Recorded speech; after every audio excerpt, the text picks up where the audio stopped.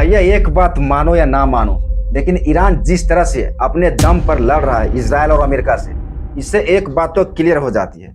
Iran तो पानी पिला पिला कर अमेरिका और इसराइल को ठोक रहा है और बुरी तरह ठोक रहा है।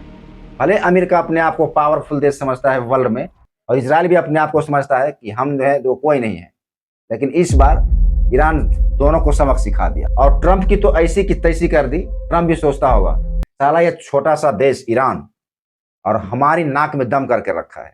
वो कहानी सुनी है ना, एक छोटा चींटी और बड़ा हाथी। ट्रंप अपने आप को हाथी समझ रहे थे और ईरान को समझ लिया था चींटी। लेकिन कभी कभी वही छोटी चींटी हाथी को भी परेशान करके रख देता है। छोटी चींटी सूर में घुस गया, हाथी को परेशान कर दिया। वही बात अभी हो रहा है। ट्रंप ने खamenei को मार दिया, लेकिन अभी मारने के बाद ईरान में जो आग लगी है दोनों देश पर भारी पड़ रहा है। आइए हम आज के इस वीडियो में समझते हैं ईरान, इजराइल और अमेरिका के बीच जो जंग जारी है आखिर ये कहां तक पहुंचा और इसमें कितने नुकसान हो गए हैं, तथा यह भी साथ में समझते हैं कि इजराइल और ईरान ये दोनों देश में मिलिट्री पावर की संख्या कितनी है और मिसाइलों की संख्या कितनी है और ये दोनों में कौन पावरफुल है। ठीक है, और ये लड़ाई चल रही है तो इसमें क्या ईरान हार जाएगा या नहीं, ये भी समझते हैं।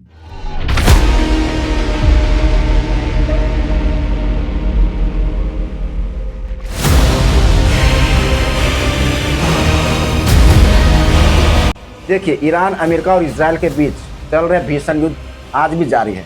अमेरिकी राष्ट्रपति डोनाल्ड ट्रंप, देखिए ये डोनाल्ड ट्रंप हमारे चचा, इनको तो मतलब यार कुछ भी बोलो लगता है अध पागल है ये।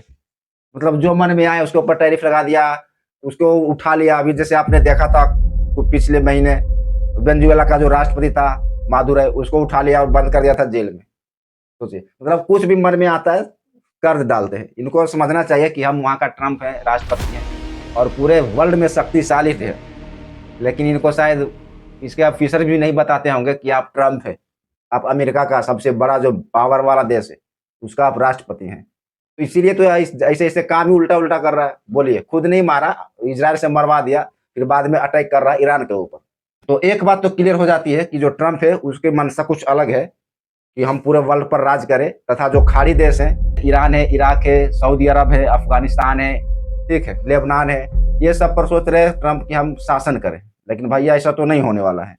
तो अमेरिकी राष्ट्रपति डोनाल्ड ट्रंप जहां इस युद्ध को समझौते तक पहुंचाना नहीं चाहते, तो वहीं ईरान की ओर से भी लगातार कहा जा रहा है कि अमेरिका, इजराइल इसका भयानक परिणाम भुगतेंगे। और वैसे भी ट्रंप पहले से भी कहते आ रहे हैं कि हम ईरान को परमाणु बम बनाने नहीं देंगे।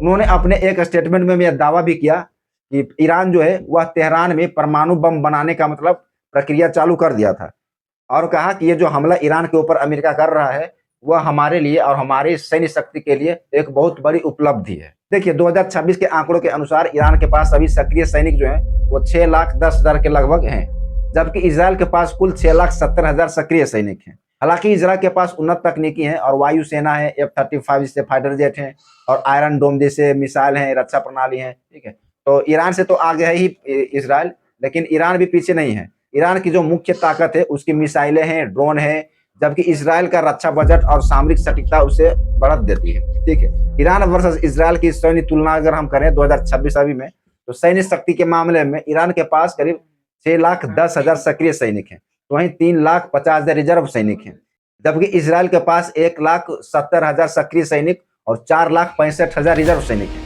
इजराइल ईरान को अपने अस्तित्व के लिए खतरा मानता था और इजराइल ने ईरान पर नरसंहार का मंशा रखने का आरोप लगाया। ठीक है, जबकि ईरान ने इजराइल पर गाजा में नरसंहार करने का आरोप लगाया। मतलब ईरान लगा रहा आरोप इजराइल के ऊपर और इजराइल लगा रहा आरोप ईरान के ऊपर।